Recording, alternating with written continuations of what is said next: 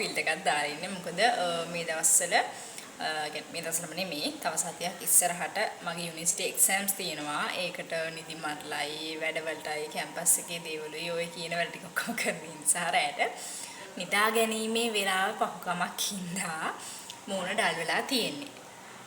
මේ වීඩියෝස් කරන්න හිතුවෙම ගොඩක් කට්ටිය මගෙන් ඉල්ලලා තිබ්බ හින්දා කරන්න ඕනේ හින්දාමයි කරන්නේ. නැත්නම් එක්සෑම් වල බිසි එකයි පාඩම් කරන ඒවායි හැම එකක් එක්කම මට වීඩියෝ කරන්න දෙලාවක් නැහැ සහ මූණ හොඳටම ඩල් වෙලා සහ බෑග්ග්‍රවුන්ඩ් වොයිස් එක ගණන් ගන්න එපා ටිකක් සද්ද වැඩි මේ දවස්වල.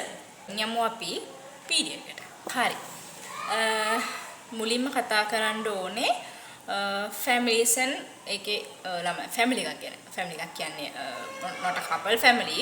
මං කියන්නේ අම්මා තාත්තා දරුවෝ එහෙම ඉන්න ෆැමිලි එකක්. ඉස් තියෙනවා මං කියන්නේ සල්ලි තියෙන හොන නොතින එහෙම කන්නේ මිඩියම් ක්ලාස්ද හයි ක්ලාස්ද නැත්නම් මොන අර ඔයගොල්ලෝගෙන ක්ලාසස් ගැනද ඒක ඉස්සෙන් නියම කරන්නේ normal families ගැන. ගොඩක් families තියෙනවා දෙමව්පියෝ දෙන්න දරුවෝ ඉස්සරහ රණ්ඩු වෙන. තවත් සමහරක් ඒවා තියෙනවා දරුවෝ ඉස්සරහ රණ්ඩු වෙන්නේ නැහැ බටේ දෙන රණ්ඩු වෙනවා. අර ඒගොල්ලන්ගේ තියෙන පීඩනය දරුවෝ පිටින් යනවා. එහෙම එකක් තියෙනවා. මට කතා කරන්න ඕනේ අතන කතා කරන්නේ කියන්න යෝනුනේ. sorry. අම්මටයි තාත්තටයි ඕනම පොඩක දෙමාපියෝ කියන කොටාස්සයට කියන්න තියෙන්නේ තමන් කරන දේවල් තමන්ගේ දරුවෝ ඉස්සරහා කරන දේවල් පොඩ්ඩක් පරිස්සමෙන්තෝ කරන්න. මොකද ඔයගොල්ලෝ රණ්ඩු වුණාත් ගහමරා ගත්තත් එහෙම නැත්නම් ඔයගොල්ලෝ කතා කරන වචන එක වචනයක් නිකන් එක වචනයක් කියන්නේ නිකන් නරක වචනයක් කියමුකෝ. අපි දරුවන්ට උගන්වන්නේ නැහැනේ නරක වචන. එහෙම නරක වචන තමන්ගේ සැමියාට හෝ බිරිඳට හෝ කාට හෝ තමන්ගේ දරුවෝ ඉස්සරහා රණ්ඩු කරන්න එපා. සහ දරුවන්ට වැරදි මාර්ගෙ පෙන්නනවා ඒකේ. මොකද ඔයාලා හිතන්නේ නැහැ දරුවෝ ඉස්සරහා හරිය මෙහෙම කතා කරාම එහෙම නෝ අවුලක් නැහැ. ඒගොල්ලෝ තමයි පොඩිනි කියලා. හැබැයි මතක තියාගන්න එයා මොන්ටිසෝරි ප්‍රී ස්කූල් වුණත් ස්කූල් ටයිම් වුණත් නැත්නම් කොයි වයසේ කොහොම වුණත් දරුවෝ කියන කෙනාට තමන්ගේ අම්මගේ බඩේදී තමයි මුලින්ම ඉගෙන ගන්න. අම්මා අහන සින්දු, අම්මා කතා කරන දේවල්, අම්මා කියවන දේවල්, අම්මා බලන දේවල්, ඒ දේවල් එක තමයි දරුවෝ අම්මයි කුසදොලේ ඉඳන්ම වැඩිගෙන එන්නේ. ඉතින් එහෙම වුණාම ඔයාලා හිතනවාද අම්මේ තාත්තේ ඔයාලා දරුවෝ ඉස්සරහා නරක වචනෙන් හෝ නැත්නම් සැඩ පරිශෝ වුණ එම්මා හෝ ආකාරයකින් රණ්ඩු කරද්දී කතා කරගනිද්දී කෑ ගහගනිද්දී ඒව දරුවෝ ඉගෙන ගන්න යාලට තේරෙන්නේ නැහැ පොඩි කියලා. ඔයාලා නොහිතුවට ඒ ළමයි පොඩි වුණාට යාලට හොඳටම තේරෙනවා. අන්න ඒ හින්දා කියන්නේ ඕන්තරම් දරුවෝ ඉස්සරහ ආදරය කරන ගොඩක් අපේ තියෙන සමාජයේ තියෙන එක තමයි ඉස්සරින් දැම්ම ආදරය කරන්න එපා දරුවෝ ඉස්සරහ. ඒව දරුවන් දැම්ම හොඳ නැහැ. ඒව තව කාලයක් ගියම ඔව් ඇත්ත. දරුවන්ට කාලයක් තියෙනවා. ගෑන් ළමයට පිරිනමන කරන දරුවෝ කෙනෙකුට කාලයක් තියෙනවා ආදරය කරන්න. හැබැයි එහෙමයි කියලා ඔයාලා පොඩ්ඩක් හිතුවද ඔයාලා කියනවා ආදරය කියන දේ තමන් සැමියා සහ බිරිඳ කියන නරක දේවල් ඒ මං කියන්නේ normal ඒ ආදරය කියලා පිවිතුරු කියලා දකින දේවල් ඒ ආදරේ පෙන්වන දේවල් දරුවන්ගෙන් හංගල කරලා හැබැයි රණ්ඩු කරන විදිහට දරුවෝ ඉස්සරහ කරනවා. ඒක සාධාරණද? ටිකක් හිතන්න. මොකද ඔයාලා නොහිතුවට ඔයාලා කරන කියන කතා කරන දේවල් ඔයාලා කරන දේවල් අඩුම පුංචි දේ පව ඔයා සැමියා විසින් බිරිඳට හෝ බිරිඳින් සැමියට එහෙම නැත්නම් ආච්චි සීයට උනත් ඒක අම්මා තාත්තා අතර දෙක විතරක් නෑ. ඒක අම්මා තාත්තා ආයේ ආච්චි සීය අතර උනත් දැන් අම්මා ආච්චි නරක විදිහ කතා කරලා සමහරක්ලාට දරුවෝ නරක විදිහට හැදෙන්නේ නැති වෙන්නත් පුළුවන්. වෙයි තා බොහෝ දුරට ඒගොල්ලෝ වයසට ගියට පස්සේ මිනිපිරියෝ මුණුපුරාලා ඒගොල්ලෝ හරිය සලකන්නේ නැති වෙන්නත් පුළුවන්.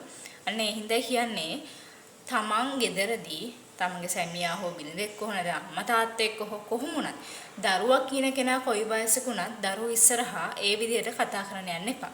ඒක දරුවන්ට හොඳ නැහැ. දරුවෙක් ඉගෙන ගන්න. සහ තව කාරණයක් තමයි තමන් ගෙදර ඉන්න කට්ටියත් එක්ක තමන්ගේ සැමියා කියමුකෝ සැමියාත් එක්ක රණ්ඩු කරා හෝ සැමියා බිරිඳ එක්ක රණ්ඩු කරා හෝ ඒගොල්ලෝ එක්ක රණ්ඩු කරන ඔයාලගේ තියෙන ස්ට්‍රෙස් එක එහෙම නැත්නම් ඔයාලගේ මොකක් හරි ඔයගොල්ලෝ කැමති දෙයක්ද නැත්නම් ඕන පොඩි කාලේ ලැබිච්ච දෙයක්ද එහෙම නැත්නම් ඔයාලට සැමියාගෙන් හෝ බිරිඳගෙන් මේ පෞල් ජීවිත ලැබෙනද කොහොම වුණත් ඒක තමයි දරුවාට දෙන්න එපා.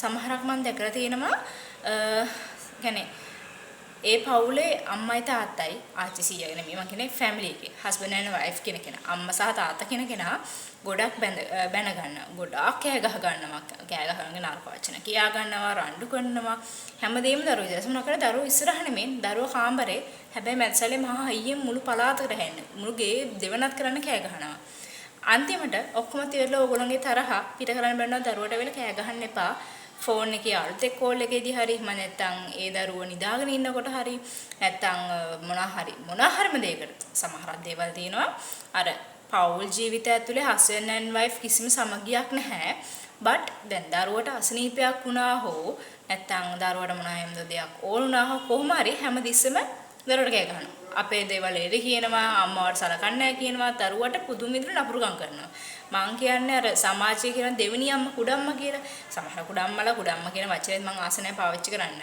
මොකද දෙවෙනි අම්මා උනත් ආදරය කරන අම්මා කෙනෙක් නම් එයා අම්මම තමයි අම්මා වගේ වෙන්න බෑ බට් තවත් ගෑනු කෙනෙක් ඉන්නේ අම්මා කෙනෙක් එයාගව ආදරය තියෙනවා නම් එයා අම්මා විදිහට සලකනවා නම් ඒක වෙනම කතාවක් හැබැයි සමහරක් අය ඉන්නවා අම්මලා විදිහට ඇවිල්ලා සල්ලි වලට හරි යාගේ ඕන් දේ පාර කරගන්න හැබැයි දරුවට ආදරේ නැහැ මං කියන්නේ ඒක ගැන නෙමෙයි මං කියන්නේ දෙමව්පියෝ විදිහට කිසිම වෙලාවක ඔයාලා දරුවෝ ඉස්සර රණ්ඩු කරනවා නැත්නම් දරුවෝ නැත්තන රණ්ඩු කරනවා දරුවන්ට ඇහෙන්න රණ්ඩු කරනවා තිබා තියෙන දෙයක් සාමකාමීව කතා කරලා විසඳ ගන්න සොනගෙන මේම කතා කරද්දි මේක බන්න වැඩි හිටියම මට බනි ඔයා හොඳම උපදෙස් දෙන්නේ ඔයාලට වඩා අපි ගොඩක් වයස පහු කරලා ඉන්නේ ඇත්ත ඔයාලා මට වඩා ගොඩක් වැඩිමත් ගොඩක් කියන්නේ අවුරුදු ගණන් වැඩිමල් ඇති හැබැයි ඔයාලා හිතන්නේ නැති සමහර දේවල් අපි හිතනවා මට බණී වීඩියෝ එක දැකලා ගොඩක් කට්ටිය කරන් දෙයක් නැහැ ඒ උනාට මේක බලන් ඉන්න බෑ කතා කරන්න ඕනේ කියලා හිතන මට එක්සෑම් තියෙද්දි මේක ගැන කතා කරන්න ආවේ ඇත්තටම මේ ගැන කතා කළ යුතුමයි කියන තැනට ආපු නිසායි ඒ හින්දා කියන්නේ දෙමව්පිය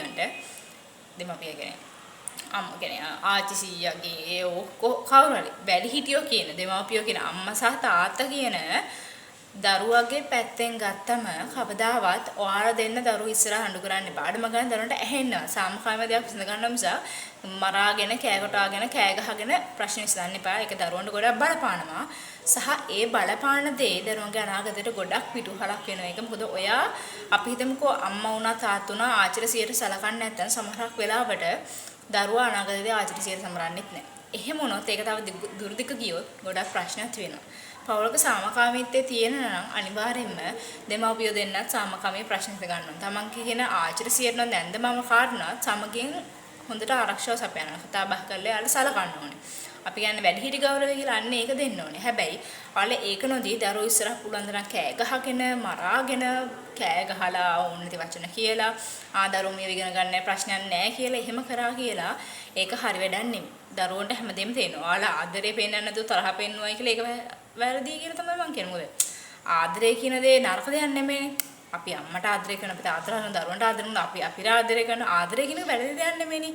තමන් සැමියට උනා බිරිඳුනා තමන්ගේ අම්මට තාත්තට උනා ආදරය කරන එක පෙන්වන්න. හැබැයි රණ්ඩු කරන එක පෙන්වන්න එපා සහ රණ්ඩු කරන්න එපා සාමකාම විසඳ ගන්න. මොකද ඔයාලගේ තියෙන ලොකුම වැරදි මතය තමයි ආදරය කියන එක පෙන්වන්න හොඳ නැහැ පොඩි කාලේ. හැබැයි රණ්ඩුව පෙන්වන්නට කමක් නැහැ දරුවන්ට ඔබ තේරෙන්නේ නැහැ කියලා. හරි. ඔයාලා කියනවා රණ්ඩුව කියන එක තේරෙන්නේ නැහැ කියලා. හරිද? ආදරය කියන එක තේරෙනවා කියලා කියනවා. ඉතින් ඔයාලා කොහොමද මේක ආදරය කියන තේරෙනවා රණ්ඩුවක් තේරෙන්නේ මොකද මේ ඒක බෙදලා වෙන් කරගෙන මේක හරි මේක වැරදි කියන ඒ දරුවන්ට එහෙම බෑ. ඕගොල්ලෝ කියලා දෙන්න ඕනේ. ඒ හින්දා කරුණාකරලා දරුවෝ ඉස්සරහ රණ්ඩු වෙන්න එපා සහ කිසිම විදිහකට රණ්ඩු වෙන්න. මොකද ඕගොල්ලෝ කිසිම වගකීමක් නැතුව ඔය කරන දේවල් ටොක්සික් ෆැමිලි කියන ඒ අන්තර්ගතයේ පදනමට හිටියොත් ඔයාගේ දරුවට ගොඩක් ලොකු නරකක් වෙනවා සහ එයාගේ අනාගතයට ඒක බලපෑවොත් ඒක ඊට වඩා ලොකු නරකක්. මොකද සමාජය හදාන්න නෙමෙයි සමාජය කියන්නේ අපි මොකද සමාජය කියන්නේ මේ ගස් ගෝලන් ඒව නෙමෙයි සමාජය කියන ඔයා මම අපි හැමෝම අපි වෙනස් වුනේ නැත්නම් සමාජය හදන්න බෑ. හැමදේම සමාජය අනිත් එක්ක නා වැරදි මේක නා වැරදි මෙයා මෙහෙම හැදෙන්න කියන එපා. ඔයා හැදෙන්න සහ තමන්ගේ දරුවොත් එක්ක අනිත් පවුල් වල සහ අනිත් ගෙවල දරුවෝ සංසන්දනය කරන්න එපා. ඒකේ ඒ දරුවා මේක මේ දරුවා.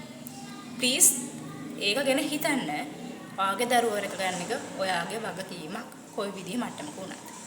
So තව විදිහට කරන් එන්න. Thinking it.